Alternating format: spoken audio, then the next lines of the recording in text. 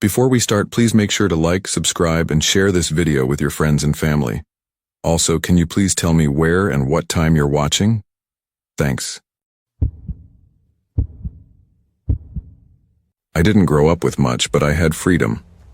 Bristow wasn't a place people talked about. It wasn't on postcards or Instagram feeds. It was the kind of town where time moved slow and everyone knew who taught fourth grade or who ran the gas station. Some houses still had mailboxes shaped like cows. Kids biked everywhere without helmets. I used to joke that if you sneezed in Bristow, the whole block would say, "Bless you," before the echo even faded. My parents weren't around much. My mom worked overnight shifts at the hospital 2 towns over, and my dad was usually halfway across the state in a semi-truck, hauling produce or car parts or whatever else paid the bills. They loved me in the way people love something from a distance, sporadically, through late-night texts and forgotten leftovers labeled with Post-it notes. I got used to heating up food alone, locking the doors at night, and setting my own bedtime.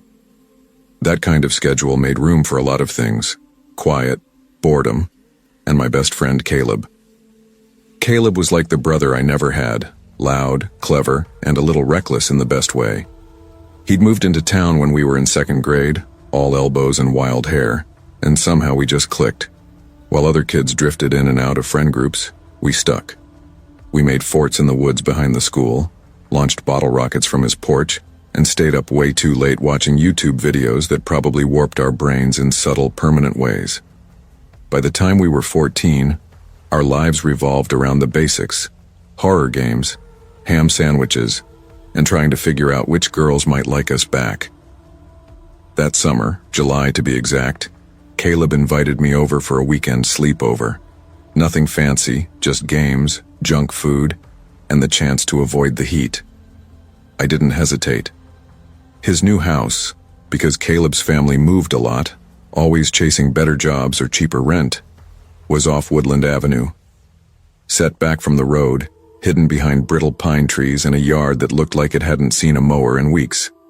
The siding was faded blue and peeling, and the roofline sagged like the house was just tired of existing. When I pedaled up that driveway on a heatwave Saturday, sweat already sticking my shirt to my spine, I didn't think anything of it. Not the boarded-up crawlspace vent, not the crooked porch light, not even the mailbox hanging from one screw. I just thought, another house, same Caleb. He met me at the door in gym shorts and a smirk. Bring the game? I held up the PS4 like a trophy. An extra controller. Legend. He stepped back and waved me in. AC's busted though. Prepare for hell. The air inside was thick and unmoving. Windows cracked open just enough to stir the curtains. The living room smelled like detergent, dusty furniture, and that weird artificial lemon scent that always came from powdered drink mix. The furniture looked borrowed or forgotten. 2 armchairs that didn't match. A couch that sagged like an old man's back, and not a single picture on the walls. We hauled our gear upstairs, set up in his bedroom, and fell straight into gaming like no time had passed since our last sleepover. Hours blurred. We only came up for air when our stomachs growled loud enough to hear over the fans. "I'm starving," Caleb said, tossing the controller aside. "Big Al's?" I asked. The corner deli was a solid 10-minute walk, but worth it. He nodded. "Leave the windows cracked, no one's robbing us in Bristow." I almost said something. I don't know what exactly. Maybe that it felt weird to leave a place so quiet, so empty, so unwatched. But I didn't. We shut the main windows, left the upstairs ones cracked, and headed out into the melting heat. Big Al's was as dependable as ever. We each grabbed a chicken parm sub, 2 root beers, and trudged back through the blazing sun, wiping sweat from our brows. But when we stepped back inside, it was like walking into a vacuum. The house didn't feel hot anymore, just hollow. We flipped on YouTube and ate in silence, half watching prank videos and fake ghost sightings while we chewed. The laughter on screen felt too loud, like it didn't belong in that space. By sundown, the shadows stretched long across the floor, and the air finally turned cool enough to breathe. That's when we went upstairs and locked ourselves in. It started with the usual: another round of games, snacks, jokes, But something about the house felt off. I didn't have words for it then. It wasn't fear, not exactly. Just a pressure. Like the quiet was too quiet. Like someone had emptied the house of all its sound and forgotten to put it back. Around 10, Caleb scrolled through TikToks while I went downstairs to get water. The house groaned under my feet, floorboards whispering secrets to each other. I stood in the kitchen, sipping from a glass, watching the way the ceiling fan spun slow above the living room. I could see the microwave's glossy surface reflecting the hallway light. Nothing moved. Nothing made a sound. But as I climbed the stairs, glass still cold in my hand, I heard it. Footsteps. Not upstairs. Not me. Downstairs. Slow. Deliberate. I stopped cold. Listened. The sound moved from the kitchen to the hallway. Then something creaked, a drawer being pulled open. Not slammed, just opened. I ran into the bedroom, shut the door behind me. "Caleb," I hissed, "wake up." He rolled toward me, groggy. "What?" "There's someone downstairs." He stared, waiting for me to laugh. "I'm serious," I whispered. Then we both heard it. Pacing. Soft but clear. Kitchen to hallway, hallway to guest room, then nothing. Caleb's voice was flat. "Lock the door." I bolted it and backed away. Seconds later, the doorknob rattled, lightly at first, then again, harder, then silence, then bang. We both jumped. Another bang. Caleb scrambled to the window. "Help me," he said through clenched teeth. The latch wouldn't budge. Years of paint and humidity sealed it shut. I shoved. He hit it with his shoulder. Behind us, the doorknob shook violently, fist pounding wood. Then crack.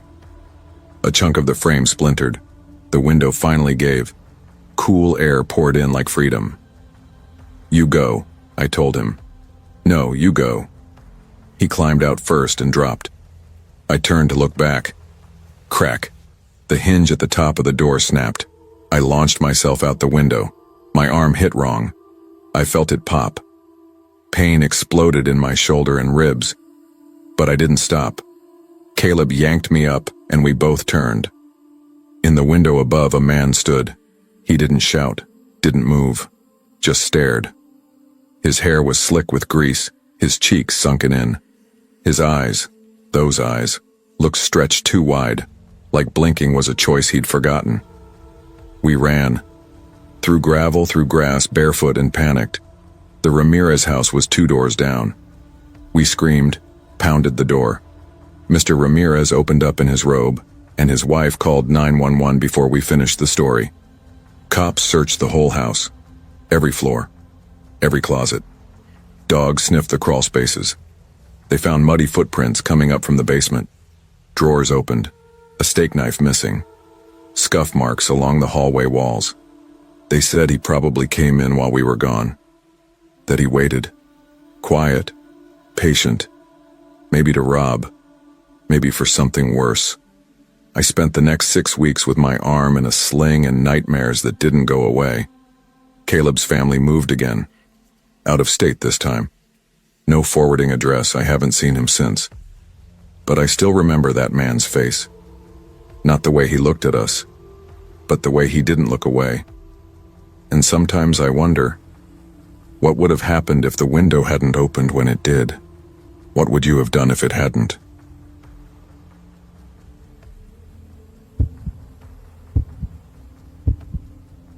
It started with the silence. Not the regular kind that hums in the background of a quiet house. The silence in Sandbrook was different. It had weight. It pressed on your chest when you weren't paying attention. I didn't understand that right away, of course. I thought maybe it was just the move, the disorientation, the ache of being ripped from one life and dumped into another with barely a word of warning. We'd lived in New Jersey for most of my life. Brick sidewalks, streetlights that flickered at 2 a.m., a neighbor whose dog barked at everything from squirrels to passing clouds. Then came October. My dad called it an opportunity. New region, better territory, blah blah. The company covered the relocation. The way he said it, like we were boxes being shipped around a map, didn't help. I wasn't asked. One day I was planning outfits for senior pictures. The next I was stuffing my life into plastic tubs, trying not to cry in front of my mom while she bubble-wrapped dishware. We moved into a house that felt like it had been waiting for us too long. 118. Hollow Birch Lane wasn't part of any neighborhood. No cul-de-sacs, no welcome baskets, not even a mailbox. Just a gravel path that cracked under the weight of the moving truck's tires, lined with dense pine trees and shadows that came too early in the day. The porch sloped slightly to one side. One shutter hung crooked. Inside it was cold, even though the heat was on. There was this smell, not bad exactly, just old, unused, like a place that hadn't been touched in a long time. My parents work in medical sales. That means lots of travel, lots of late-night calls, and very little actual parenting. They said the move was a good thing, a reset. I think they said it more to themselves than to me. Within a week of unpacking, they were both off to different cities, promising to be back soon. I watched their taillights disappear down the road and stood in the doorway with a carton of takeout, realizing I didn't even know how to light the pilot on the stove. At school, everyone already had their friend groups. The kind of bonds you build over years of growing up together. Sleepovers in 3rd grade, bike crashes in 5th, first kisses behind the bleachers. I was invisible, or worse, a curiosity. That girl from out of state. Some teachers couldn't even remember my name. Then there was Rachel. She didn't fit the town either. Not in the way she dressed, sweaters layered like it was always fall, boots with worn laces, or the way she talked, which was slow and deliberate, like each word mattered. It was something in her eyes, like she was always scanning for something that wasn't there. We were paired for chemistry because our last names were close alphabetically. I didn't expect her to even say hi. But she turned to me, smiled like it cost her nothing, and asked if I wanted to come over after school to work on the project. Just like that. Her house was 5 minutes from mine, but felt like it belonged to another planet. Warm lighting, bookshelves full of old paperbacks, and music playing softly from speakers mounted high on the walls. The scent of cinnamon and something citrusy lingered in the air. Her mom greeted me politely, kind but detached, like she was always somewhere else in her head. Rachel and I clicked quickly. There was an easiness about her that I didn't realize I missed in people. We worked on our project for a while, then got distracted. Talked about books, horror movies, things we missed. That Friday, she asked if I wanted to sleep over. No rules, she said. My mom goes to bed early. We'll have the whole basement to ourselves. I didn't even hesitate. I said yes. That night, everything felt normal at first. Pizza, soda, laughter echoing off wood-paneled walls. We sprawled on beanbags and queued up a horror movie, one of those cheap streaming ones with too much fake blood and characters who never turn on the lights. But I couldn't stop looking at the basement window behind the couch. It was small and low to the ground, with blades of grass pressed up against the glass. I kept thinking I saw something, a shape, movement that didn't match the trees or wind. When I mentioned it, Rachel shrugged. Probably the neighborhood cats, she said. They love prowling around here at night. Still, I found myself watching that window more than the screen. The heater kicked off around 11. The sudden quiet made my ears ring. Then I noticed something else. A low sound in the vents. Not mechanical. Not even consistent. Like breathing. Faint and rhythmic. I told myself it was the pipes. Old houses do weird things when the temperature drops. Around midnight, I went to brush my teeth in the downstairs bathroom. That's when I noticed it. The window. Small. Fogged. A single crack in the bottom corner. I touched it out of instinct, maybe to see if it was open. The latch was broken. I mentioned it when I got back. Rachel looked at me, then froze. There's no window in that bathroom. I thought she was joking, but she wasn't. We went back. The wall was solid. White paint. No frame, no crack, no glass, just wall. She asked if I was messing with her. I wasn't. We tried to shake it off, but the mood had shifted. We unrolled sleeping bags and set up camp on the floor. Around 1:08 a.m., a loud beep jolted us both. Not from the movie, from the house, the alarm. Rachel bolted upright. "That only happens if it resets," she whispered, fumbling for the control panel. I watched her read the glowing screen. "Zone 3, back door." "You have a back door?" She shook her head. "Just the front and the basement entrance." We crept upstairs. The hall was pitch dark. No footsteps, no creaking, no wind. Just the blinking panel and the knot in my stomach growing tighter. Rachel knocked on her mom's door. No answer. She pushed it open. The bed was made. Empty. We checked the kitchen. Empty too. Not even a cup out of place. I remember how quiet it was. Not peaceful. Not comforting. The kind of silence that listens back. We locked the basement door behind us and crawled under the blankets. At some point, the creaking started. Not the usual kind that comes from old floorboards. This was deliberate, heavy, measured. As if someone was stepping above us, pausing between steps. Rachel gripped my hand, her nails biting into my skin. The sound stopped. Then nothing. I don't know when we fell asleep, but light woke us. Real sunlight, soft through the window. Rachel's mom was in the kitchen, calm, fully dressed, stirring tea like nothing happened. "I felt dizzy last night," she said. "Slept in the guest room." Rachel stared at her. The alarm went off. I turned it off before going to bed. We didn't argue. What would have been the point? Later that day, Rachel was pulling boxes from behind an old shelf in the basement. I offered to help, and when we moved it, we found it. An outline in the wall. A square panel, barely visible. We pried it open. Behind it was a door. Metal, bolted, rusted locks, barely holding. Someone had scratched something into the metal, so faint you had to tilt your head to read it in the light. This place remembers. Rachel said her mom never mentioned anything like it. It wasn't on the floor plan. She even pulled up the old documents. No sign of a second door. No blueprint showing an extra room behind the wall. I didn't sleep over after that. A week later, I was back in my own house, wrapped in blankets that didn't smell like cinnamon or mystery. I kept the windows shut, slept with a light on, started locking my bedroom door even when I was alone. Rachel and I still talked, but we never brought up that night again. Sometimes, you don't need to. There's nothing left to say once you've heard the house breathe. I asked her once quietly if she ever told her mom about the door. She didn't answer at first. "She wouldn't believe me," she said finally, "or maybe she already knows." That stayed with me, still does. It's easy to ignore something if you never look directly at it. Easier to pretend it was never there at all. But I saw it. I felt it. And whatever was behind that door hadn't moved in years. Until that night. Do you ever wonder how much your home remembers? And what it's willing to forget, just to keep you there? Because some doors don't open. They wait.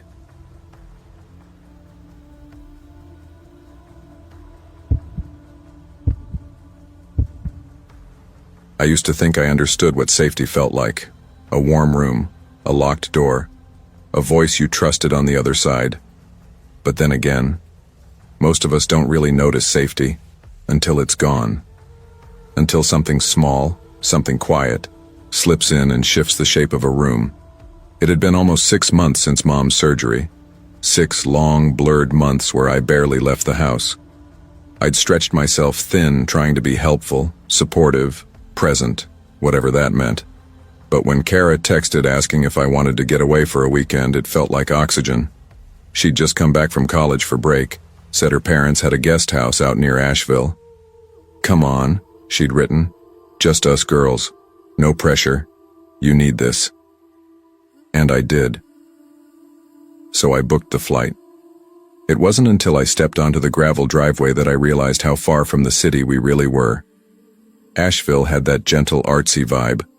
But this was woods, dense and still, the kind of silence that made your breath sound too loud. The Blakes' main house was set up on a rise, gorgeous, renovated, gleaming in the late light. The guest house was tucked back further, nestled between tall oaks and uneven ground. It looked like a storybook cabin with fairy lights strung across the patio railing. Quaint. Almost too quaint. Kara met me barefoot, grinning, holding a soda in one hand like we were 17 again. "You made it," she said, pulling me into a hug. She smelled like eucalyptus and vanilla. "This place is so chill. It's just us. Jenna's driving in later. Her flight got delayed." We walked the narrow path toward the guest house, my duffel bumping against my hip. It looked smaller up close. 2 bedrooms, kitchenette, windows that faced nothing but trees. Inside, everything smelled like cedar and fabric softener. She tossed me a spare blanket. "We usually just crash in the living room. Feels more fun, less like a rental." I didn't ask what she meant by that. We microwaved s'mores and played horror movies on her old DVD player. I hadn't laughed like that in weeks. There was something familiar in the way Kara moved. Like the version of myself I hadn't seen in months was starting to show up again. Jenna arrived just after 10, all long blonde hair and Minnesota vowels, apologizing for being late, unloading snacks from her tote like it was a rescue mission. She was good energy, bright. But something about her eyes made me think she didn't sleep much. By 11, we were all half-curled on the floor, watching Camp Slasher 2 and trashing the acting while Kara's dog snored under the coffee table. I leaned back against the couch and glanced toward the sliding glass doors. The woods looked thicker in the dark. Heavy. There were no city lights here, just moonlight. And that quiet. My phone buzzed on the floor beside me. Kara's mom. "Did you girls leave the patio lights on? They keep flickering." Kara frowned, texted back, "Nope, probably bad wiring." But her voice dipped when she said it aloud. "Old house stuff. The switches here are weird." Still, we all noticed how the air shifted then. It wasn't cold, but it was heavy, like the room had filled with water. Jenna stopped mid-laugh. Her mouth smiled, but her eyes didn't. At 10:45, the front door creaked. Not a slam, just movement. Kara stood up and relocked it, muttering something about wood frames settling. But the trees weren't moving. There was no wind. We started a new movie. Jenna fumbled with the DVD player, dropping the remote. "Seriously, who still uses discs?" she joked. But her voice caught in the middle. No one laughed. The power went out at midnight, not like a blackout, more like someone had dimmed the whole world. The ceiling fan groaned. The lights blinked and died. Every screen went dark. Our phones lost service at the exact same time. No bars, no Wi-Fi. Jenna laughed, sharp and quick. "Is this part of the movie?" Then the thermostat beeped. A digital blink. "System error, code 9. "What does that even mean?" Kara asked, tapping the screen. No answer. Then, footsteps, slow, deliberate, gravel shifting just outside. We didn't move, didn't breathe. Kara peeled back the curtain half an inch. "There's nothing," she whispered. Then came the knock. Not at the front door. At the back window, one we hadn't touched, tucked behind the garden wall. No path led there. No motion lights either. The knock was gentle, patient. I turned off every light, crawled behind the counter. The flashlight was still on the table. It felt miles away. Then the front door unlocked, on its own. We'd just locked it. A shadow passed behind the glass inset. Long, slow. Kara's suitcase rattled behind us. I felt Jenna's fingers grip my wrist, her breath hot and shallow. Kara called her mom. 1 ring, 2. "Kara?" Her voice came, sleepy. "You're calling from the guest house line?" she asked. "That phone was disconnected months ago." Kara stared at the cell in her hand. "I'm on my phone." A pause. Then her mom's voice dropped low. "Then who just walked out of there?" The room fractured. We shoved furniture against the door, anything with weight. The pacing outside resumed. Just walking, circling. No one said a word. Jenna slid to the floor, arms wrapped around her legs. Kara's flashlight flickered once, then went dim. My ears rang in the quiet. There were no crickets, No breeze, just pressure. Jenna turned her phone back on to check the time. It rebooted, wiped itself, like it had been factory reset. "What the hell?" she whispered. Then came the thud. From the bedroom we weren't using, the one near the kitchen. A second thud, then a slow, dragging scrape. I stood. "Don't," Kara hissed. But I moved anyway. The hallway was narrow, too quiet. I passed the breaker box. Something fluttered on the wall, a laminated blueprint of the guest house. I froze. According to the drawing, that bedroom had no closet, but I'd seen one. I stepped into the doorway and aimed the light at the closet door. The handle was tilted open, just slightly. It creaked an inch further on its own. I didn't go in. I couldn't. I backed out, shut the door, returned to the girls. "I think someone's been staying here." Jenna blinked. "Like squatting? Or hiding?" Then the phone rang. Not our cells, the landline, the one no one had touched. We stared at it. "Don't," Kara said. I picked it up. Silence. Then a click. Then a voice. "You're not supposed to be in here." I dropped the receiver like it burned. We stayed up, didn't speak, didn't move. Just watched the windows, waited. Around 3:30 the sky began to lighten, but the footsteps returned. Once, twice. Then stopped outside the bedroom wall. I told myself it was wildlife, but I knew better. The thermostat blinked again. System error. Code 9. The lock clicked. Furniture shifted slightly. We hadn't touched it. That's when I grabbed the heaviest thing I could find, a ceramic bowl from the drawer, and stood near the door. "What are you doing?" Kara hissed. "Waiting feels worse." Then something slid under the door. A piece of paper, folded. I bent, opened it. The handwriting was shaky, barely legible. "You shouldn't stay in places that forget they're empty." I couldn't feel my hands.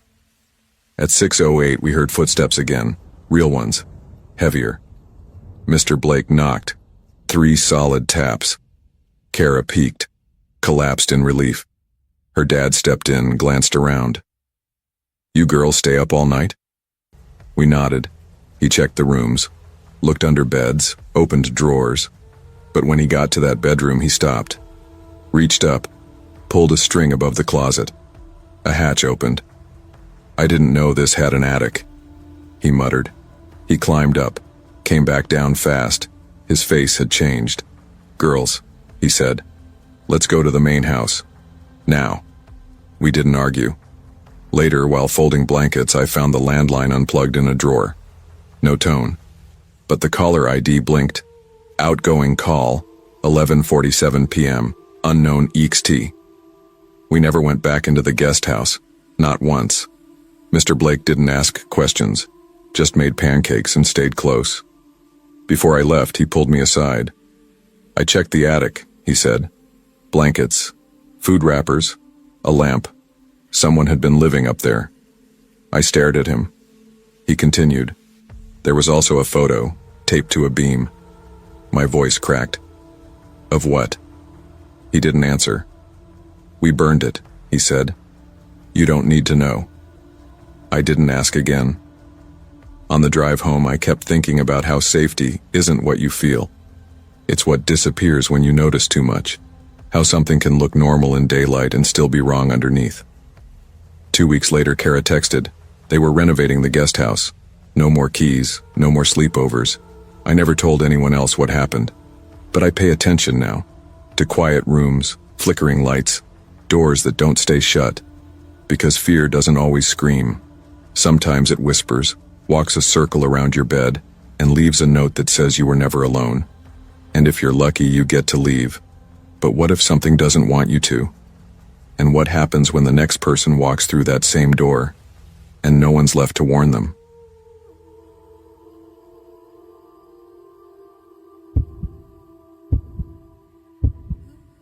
The first time I saw the house, it looked almost bored. Like it had been waiting too long for someone to come along and remember it existed. Funny how memory works. I never remember that spring for its color or warmth, but for how quiet everything was. Not peaceful quiet, the other kind. The kind of quiet that feels like it's holding its breath. I didn't have the words for it then. Now I do. It was the kind of silence that watches.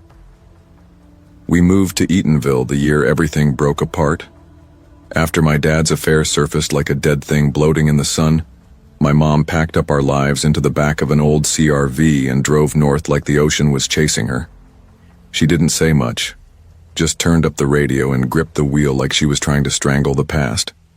I was 16, angry, and trying not to care. We left San Diego in the rearview mirror, friends, school, the beach, everything normal, and landed in a little town in Washington state that smelled like pine needles and smoke. Eatonville wasn't built for outsiders. The streets were narrow, the houses old and crouched like they were hiding secrets, and the people had that small town wariness like they'd already decided who you were before you opened your mouth. Mom said we needed a fresh start. I hated the phrase even then. New didn't mean better. Sometimes new just means you don't know where the cracks are yet. Our rental house was cold, with a heater that rattled like bones and windows that groaned when it rained. We never really unpacked, just lived out of boxes and kept promising each other we'd get to it next weekend. Mom worked double shifts at the clinic and came home too tired to talk. I wandered the halls of a new school like a ghost no one noticed. I stopped trying after the second week. I ate lunch in the library, kept earbuds in even when nothing was playing, and told myself it was fine. Then Hazel sat next to me during lunch and ruined my whole plan. She was odd in a way that didn't feel performative. Oversized sweaters, chewed-up pens, and a calmness like she'd already survived something and come out the other side with a secret. She never forced conversation, just nudged the silence around until it shaped itself into something you could sit with. "You hate it here too?" she asked one day, flipping through a book of Sylvia Plath poems. "Is it that obvious?" She smiled without showing her teeth. "Only to people who know what it looks like." We started talking. About books at first, then music, then everything else. Hazel had this way of listening that made you want to fill in the quiet.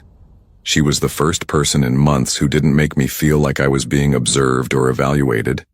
We became friends slowly but steadily, like moss creeping over stone.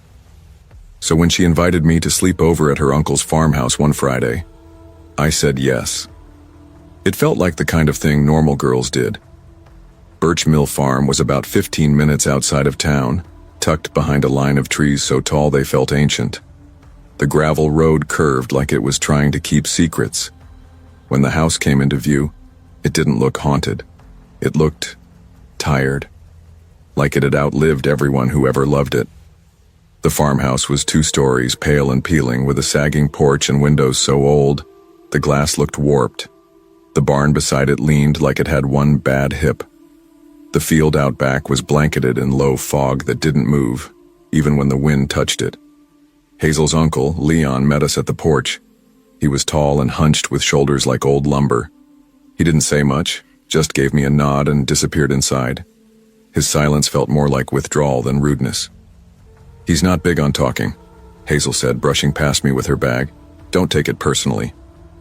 The inside of the house smelled like cedar and dust. No TV, just bookshelves full of brittle novels, a fireplace already glowing, and a worn couch covered in quilts that smelled faintly of smoke and lavender. The floor creaked with every step.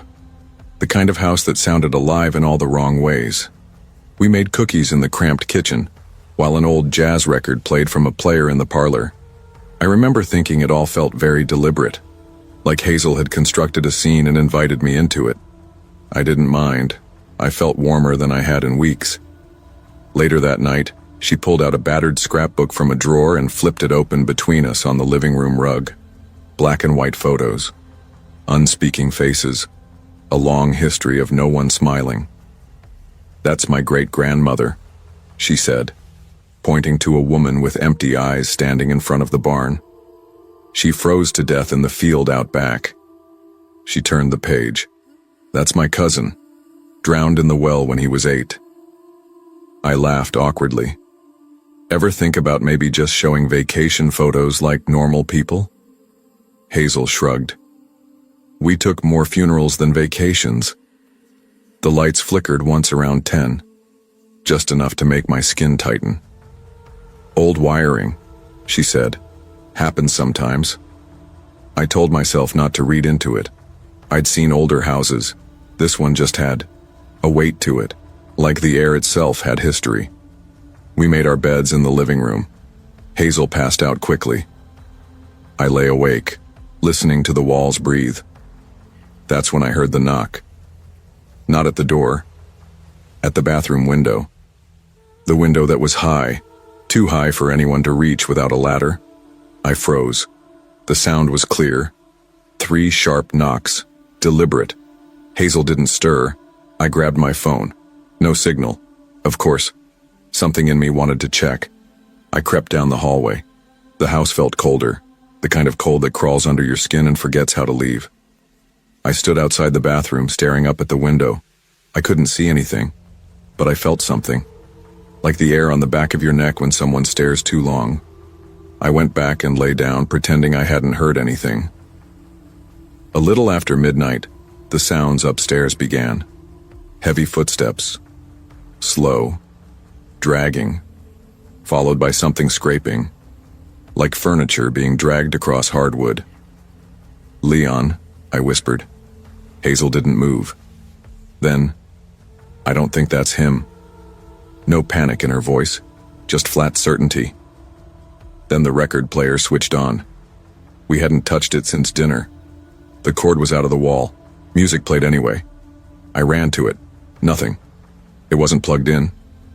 Hazel sat up slowly, eyes darker than before. "Did you hear that?" I nodded. Then I heard it. A voice. Breathy, faint, whispering my name, just once. "Nora." "What the hell is going on?" I asked. Hazel stood up. "I need to show you something." She didn't wait for my response, just grabbed a flashlight and headed toward the stairs. I should have said no, but I followed. The air thickened as we climbed, like we were walking into something that didn't want us there. Upstairs was darker, colder. 3 doors. Hazel walked past 2 of them and opened the third. The attic. Inside, it smelled like rust and old breath. Hazel moved toward the back corner and dragged aside a trunk. She pried up a loose board. "Look," she said. I bent down. There was a photo inside, water-stained, cracked. But it was me, standing in front of the farmhouse. Same pajamas, same face. I dropped it. "What the hell is this?" Hazel looked away. "You're not the first girl to stay here." I stepped back, every part of me screaming. "She was new too," Hazel said. "Maya.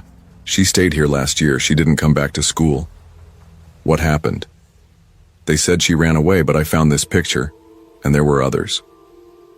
Then the attic door slammed shut. We both jumped. Downstairs, the music changed, a slow, warped hymn. We ran back to the living room. The fireplace was lit again, but no wood, and above it, a new arrangement. Dozens of photos, all different girls, different years, same house. Hazel stared at them like she'd seen ghosts. Maybe she had. "We have to leave," I said. We ran to the front door. Locked. The key was gone. The bolt jammed. Hazel's hands shook. It wasn't like this before. I turned toward the hallway mirror. That's when I saw him. A man, tall, blurry, featureless. He raised his hand, knocked 3 times on the inside of the glass. Hazel pulled me. "There's a cellar door." We ran. Downstairs, the air was thick with damp earth. The storm doors were chained. Hazel found a key. It fit. We escaped into the night, gasping, barefoot in the fog. We didn't stop until we reached the road. The next morning, police found nothing. No photos, no music, no Leon. Hazel left town.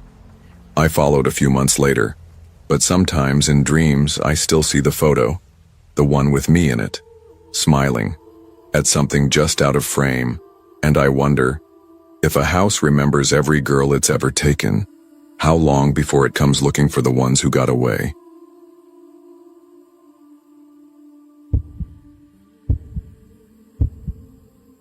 I never believed in haunted places. Not really. I believed in mold in the walls, old wiring, neighbors who talked to themselves too loud. But not ghosts. Ghosts are stories people tell to give shape to the things they don't understand, like loneliness or grief or guilt. Things you carry around long after something breaks inside you. My mom and I moved to Allentown the summer after everything fell apart. She told people it was for a new beginning, but the truth was uglier. After my dad bailed, the money dried up fast. We lost the house, the car, the little things that kept life stitched together. Eventually, all she could afford was a crumbling place called Norwalk Apartments on the edge of town. The kind of building that looked abandoned even when the lights were on. We got Unit 6F. The 6th floor smelled like old bleach and something damp that never dried.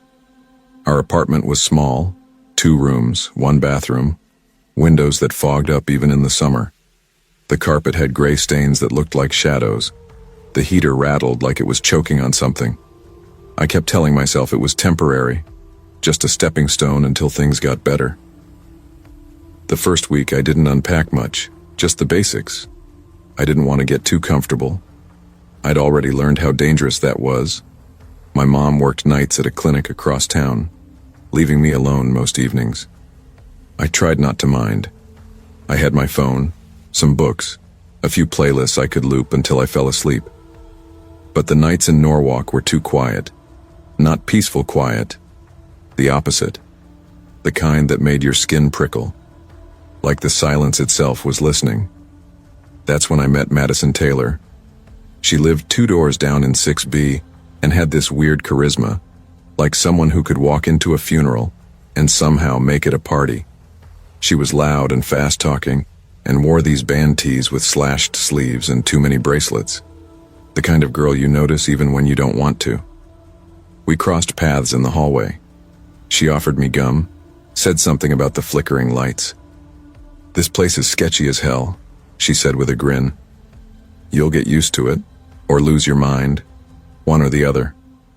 I gave a half laugh. I wasn't ready to trust her, but it was nice not being invisible for once.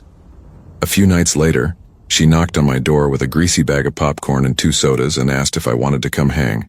I almost said no, but sitting alone in my room scrolling through the same YouTube videos I'd already memorized sounded worse. So I followed her back to 6B. Her place was messier than mine. Posters on every wall, a lamp shaped like a skull, blankets tangled on the floor. It smelled like cinnamon gum and microwaved junk food. She flopped onto her bed and tossed me a soda. We watched old horror movies, the kind with fake blood and scream queens. Played truth or dare. I didn't tell her much, just enough to pass as normal. I liked the noise. I liked feeling like a person again. Around 10:30 we heard a bang from the hallway. Not a door slam. Something heavier. Something dragging. "What was that?" I asked, my voice too small. Mads didn't even pause the movie. "Probably the guy from 6D. He argues with himself, or ghosts, who knows." But it wasn't yelling. It was a low, scraping sound, like weight being pulled over concrete. Then a pause. Then the dragging again. I walked to her door and pressed my ear against it. Silence. Heavy. Waiting. I turned around and she shrugged. "Seriously, this building's a dumpster. You'll hear all kinds of stuff. Don't freak out." I didn't sleep much that night, even though she pulled out an old mattress and handed me a blanket. It smelled like dust and something older, but I pretended to be fine. We turned out the lights. Pipes ticked behind the walls. A dog barked somewhere. Then a creak. Not from outside. Inside. I sat up, heartbeat in my throat. "Did you leave the front door open?" "No," Mads said, slower this time. "I think I locked it." I got up and walked to the door. The deadbolt was turned, but the chain was swinging loose. It wasn't latched. She joined me, her face pale in the dark. "I swear I locked it." And then, as if the building heard us, the power cut. Everything vanished. No fan, no glow from her alarm clock. Just thick, suffocating dark. "Power goes out sometimes," she said, whispering now. But she didn't sound sure anymore. Then we heard it. A knock. Not on the door. On the closet. It was soft. Deliberate. Not someone trying to get out. Someone trying to be noticed. We turned at the same time. The closet had been stuck shut since she moved in, she told me. Jammed at the hinges. Never opened. But now the door stood cracked open an inch. I couldn't breathe. "You keep anything in there?" I asked. "No," she said. "Just old coats. But I haven't been able to open it in months." She grabbed her phone and flicked on the flashlight. We stepped closer. I could hear her breathing, fast and shallow.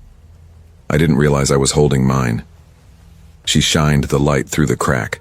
Boxes, coats, dust, and breathing. Deep, wet. Like someone was just behind the coats, hiding, trying not to be found. We backed away fast. She slammed the door, locked it, and shoved a chair in front. Neither of us said a word after that. Around 3 a.m., I heard footsteps. Not heavy ones. Light, careful. Like someone tiptoeing across the linoleum. I rolled over to tell Mads, but she was still beside me asleep. The footsteps stopped. Then the microwave beeped. Once, twice, then again. Beep, beep, beep. I crawled down the hall, heart hammering. The kitchen was empty, but the microwave was on. Timer blinking, 2:22. It wasn't even plugged in. I turned to run, and froze. Bare footprints. Muddy. Leading from the kitchen toward where I'd been sleeping. I woke Mads. She looked at the prints and went pale.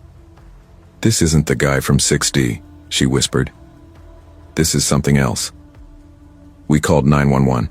The officers came and searched everything. No signs of forced entry. No footprints outside. Nothing disturbed. Except the closet. The chair had tipped over. Inside was a cloth bag. Inside the bag were Polaroids. Dozens. Each photo showed a different girl. Each one lying on that same mattress I had slept on. Different faces. Different years. Same background. Same room. They couldn't explain how the bag got there. No prints. No signs anyone had ever opened the door. We didn't talk much after the cops left. Her mom came to pick her up at dawn. I walked back to 6F in the cold light of morning and didn't sleep for 3 days. 6 weeks later, I saw their apartment door open. Room 6B was empty, like they'd left in the middle of packing. No forwarding address, just gone. 3 families moved in over the summer. None lasted more than a week. One night, on my way to the laundry room, I passed by again. The door was cracked. Inside, the mattress was still there, waiting. Some places aren't haunted because of what happened in them. They're haunted because someone, or something, wants it to happen again, and again, and again. So here's my question. What kind of thing waits in the dark, not to scare you, but to remember you?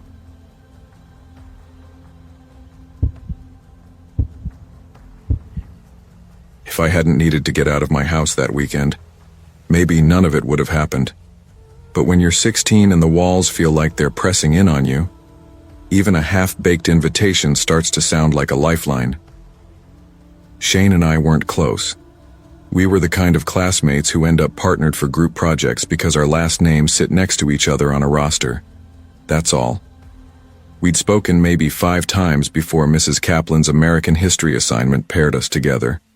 He was soft-spoken, decent enough at research, and surprisingly funny in this deadpan way that made you double-take to realize he'd made a joke. I'd been over to his house twice to work on our project. His place was clean in that overly orderly way that hinted at a parent who vacuumed stress away. We didn't talk much outside of the project, but when he texted me Friday afternoon and asked if I wanted to crash at his place, I didn't hesitate. My parents had been circling each other like broken satellites for weeks. Not yelling, never yelling, but fighting in that cold, quiet way adults think kids don't notice. My dad would leave the room just before my mom entered it. My mom had taken to cleaning the same kitchen counter 3 or 4 times in a row. It was exhausting, and even though I knew I couldn't fix it, I needed to not be in the blast radius when things finally went off. My older brother dropped me off at Shane's around 7. He didn't ask questions, didn't say much beyond text if you need a ride. I think he could tell I needed out too. Shane's house sat near the edge of Fox Hollow, a development that looked like somebody had big dreams and half the money to build them. The first few rows of houses were cookie cutter and lived in, shutters, porch lights, barking dogs. But the deeper you drove, the more it looked like a place the earth was reclaiming. Empty lots with rebar poking out of concrete like broken bones. Half-built frames long abandoned. Tall grass swallowing sidewalks. Shane's place was the last house before a dense line of woods picked up where the pavement stopped. When I walked in, everything felt normal. Too normal, maybe. His parents had just left, judging by the faint scent of shampoo and takeout lingering in the air. A few lights were still on. The TV buzzed low in the background. His beagle Baxter sniffed my backpack, sneezed, then promptly trotted off to curl up by the couch. The first few hours were exactly what I needed. No drama, no tension, just greasy pizza, video games, and trading dumb stories from school. It felt weirdly easy. I remember thinking we might actually end up real friends. Around 11, the tone shifted, so subtly I almost didn't notice at first. Shane started checking the windows more often. He got quiet, not in a tired way, but like he was listening for something. The fourth time he glanced toward the front door mid-sentence, I finally asked what was up. He gave me this half-shrug like it was nothing, but he wouldn't meet my eyes. "I thought I saw someone out by the garage last week," he said. "Could have been a stray dog, or nothing. I didn't tell my parents." There was a pause long enough to matter. "Why not?" He rubbed his hands on his jeans. "They'd just say it was a neighbor, or a deer, or that I imagined it." I didn't laugh, but I wanted to.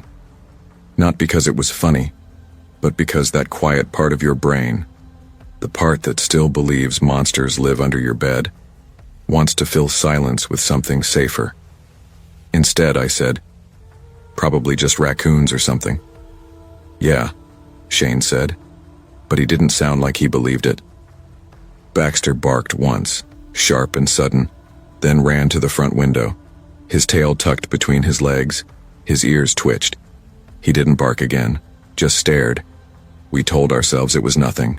The wind, a deer, the old ducks making noise. We killed the lights, dragged our sleeping bags into the living room and settled in for movies. But neither of us really relaxed. Not after the tapping. Soft, deliberate. 3 knocks against the front window. The kind of knock that doesn't expect to be answered, but knows you're there. We both froze. Shane fumbled for the remote and muted the TV. The glow cast strange shadows across the room. Tap, tap, tap. Then nothing. Baxter whined low and slinked behind the couch. Shane moved to the window and pushed the curtain back barely an inch. Then he stopped. "What?" I whispered. He didn't answer. Just stepped away from the window fast and motioned for me to stay down. I crawled over. I had to look. And what I saw didn't make sense. A man stood about 10 feet from the window, back turned to us, facing the woods. He wasn't doing anything, not moving, not speaking, just standing like he was waiting for something out in the dark, or pretending not to know we were behind him. We dropped to the floor. I didn't realize I'd grabbed Shane's arm until he flinched. "What the hell was that?" I whispered. "I don't know," he whispered back. "But that's the same guy I saw before." Another knock, this time on the side window. Same rhythm, 3 soft taps. That's when I realized there were no footsteps, no gravel crunching, just knocking, like the man had glided from one side of the house to the other. We locked the doors, turned off every light, sat in silence for what felt like hours but was probably 30 minutes. The only sounds were the tick of the thermostat and Baxter's whimpering under the table. Then we heard footsteps, right outside, crunching gravel, a slow walk, then a voice, calm, male. "Jake?" Shane turned to me. I shook my head. The voice called again. "Jake?" I saw the light, thought I'd stop by. He didn't sound angry. He didn't sound afraid. He sounded like someone at the wrong house, except he wasn't going away, and he hadn't knocked this time. He was talking now. A few more slow steps. Then silence. Shane whispered, "We need to go." "Where?" He pointed. "Laundry room, small window, one exit." We grabbed what we could, a bat from the hall closet, a flashlight, a dull utility knife, and crept. Every shadow looked alive. Every mirror felt like an invitation for something to look back. We were halfway to the laundry room when we saw him again, standing at the back door, hoodie up, hands in pockets, face completely in shadow. He wasn't knocking, wasn't trying to open it. He was just watching. I couldn't see his eyes, but I felt them. We slammed the laundry room door shut, pushed the dryer in front of it, and crouched behind it. We waited. The house creaked like it was breathing, and somewhere outside that door, someone dragged their fingers along the wall. Shane didn't say anything, just sat with his back to the washer, the bat clutched like it would actually help if that door ever opened. I don't know how long we stayed there. At 4:10 a.m., headlights swept through the curtains. We heard voices, a car door. Then Shane bolted to the door before I could stop him. His parents had come home early. The look on his face when he saw them, half relief, half disbelief, was something I'll never forget. We told them everything, or tried to. His dad shrugged. "Probably just a hiker," he said. "People get turned around out here." Shane didn't argue. But later, when his mom said she'd check the cameras, he told me something I already suspected. "We don't have any." We stopped talking after that weekend. And 3 days later, Shane texted me a picture, a note, folded once, found under their deck. "Didn't mean to scare you. Thought you were someone else. See you around. No name, no apology, just that." I've kept that photo, not because I want to remember, but because part of me doesn't trust memory alone. That man didn't come looking for Jake. He came looking for someone, and maybe he didn't care who answered the window. So now, I listen to my gut. I lock the doors. I pull the blinds before the sun goes down, and I wonder, what happens when the next door opens? Would you answer a knock that soft?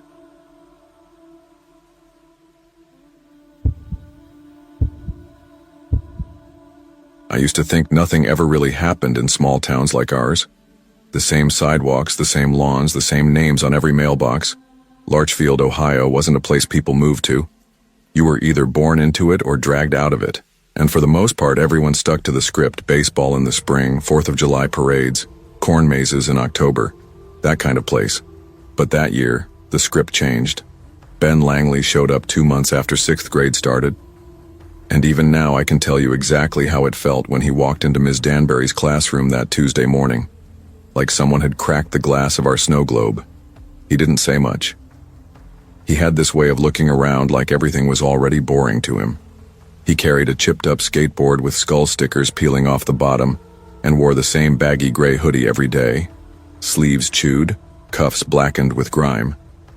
When Ms. Danbury asked him to introduce himself, he just shrugged and said, "Ben." That was it. The rumors started before the bell rang for lunch.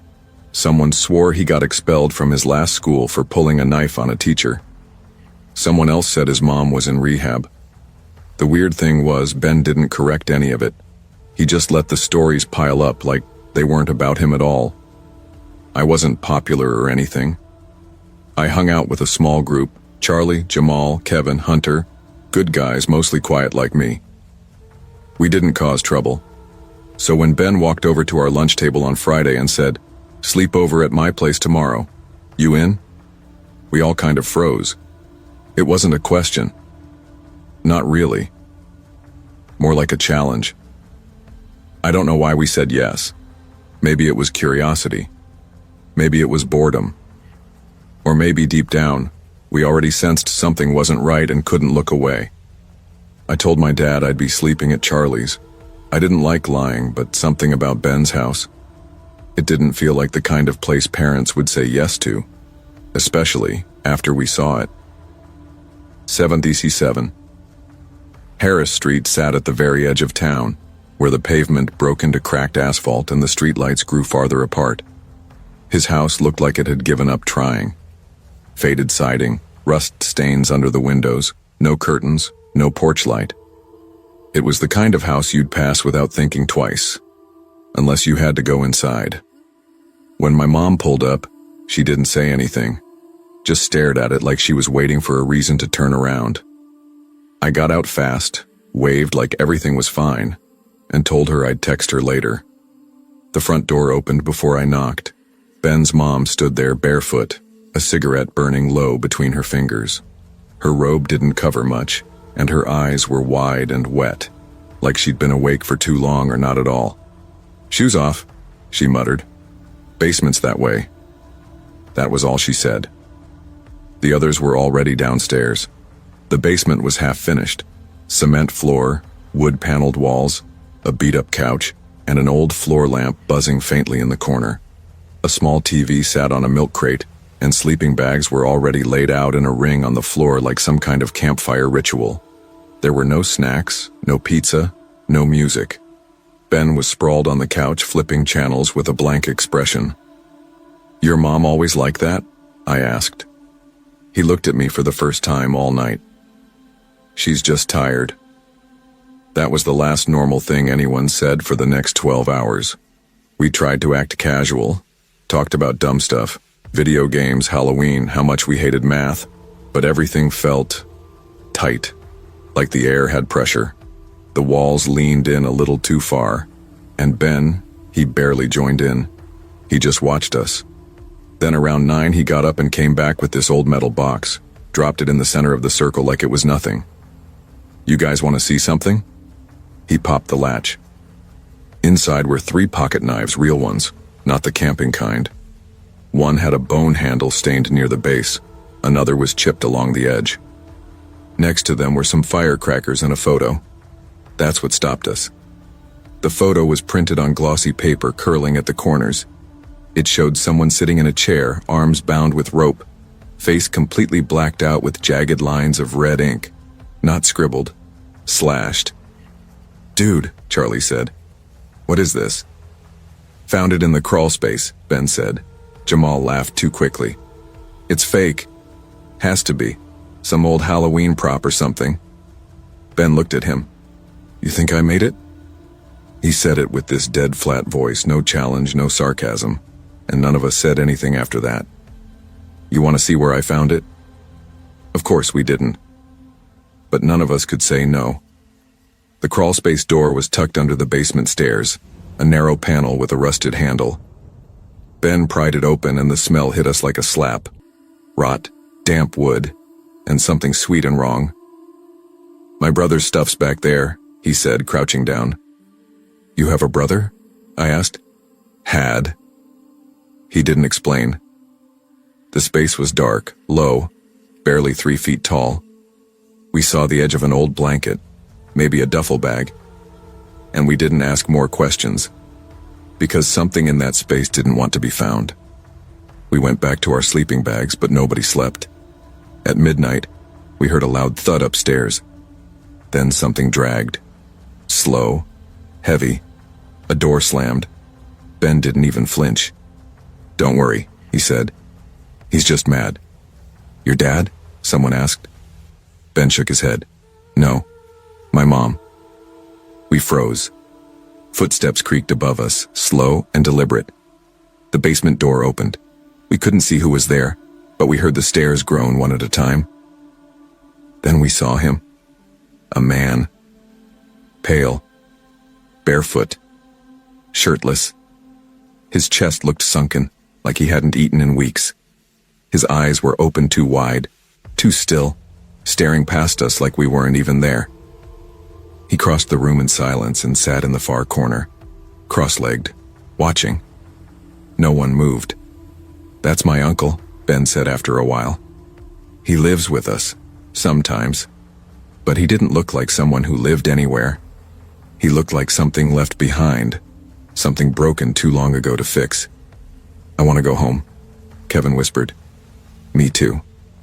I pulled out my phone and texted my dad under my sleeping bag. "Come get me. Please. Now. The reply came fast. On my way. Be outside in 10. I stood. Ben didn't stop me. As I climbed the stairs, I didn't look back, not even when the floor creaked behind me. The living room was dark. The TV flickered static. A cigarette smoldered in the ashtray, unattended. I opened the door and stepped into the cold. My dad pulled up with the engine still running. I got in without a word. That night I didn't sleep. I couldn't stop thinking about that man sitting silently in the corner. Not because of what he did, but because he didn't move, like he was waiting, like he'd done it before. By Monday, Ben was gone. So were Kevin and Charlie. Rumors started again. Police, CPS, something wrapped in a black trash bag. But nobody knew for sure. Ben never came back. Not to school, not to Larchfield. 2 weeks later, I walked by his house. The windows were boarded. A yellow notice was stapled to the front door. The kind that means inspection or condemnation. Or worse. Charlie and I talked once after that. Just once. You think the photo was real? He asked me over lunch. I didn't answer. Ben, he didn't seem scared. It's like he knew what we'd find, like he wanted us to. That stuck with me. Because maybe Ben wasn't trying to scare us. Maybe he was trying to show us something. Maybe he didn't know how else to ask for help. That's the part I can't forget. The man in the corner. The smell in the crawl space. The silence that followed Ben wherever he went. And the worst part? He looked used to it. Like no one had ever knocked on that wall to see what was behind it. Sometimes I wonder how many houses are like that one. Quiet. Sealed off. Hiding something awful just out of view. How many kids go to school with us, smiling like everything's fine, while their whole world's caving in behind a basement door? And how long do we let them sit there, quiet, hurting, invisible, before we finally ask what's really going on? So here's the question I ask now, one I wish someone had asked sooner. What if the monster isn't what you find in the dark, but what grows when no one bothers to turn on the light?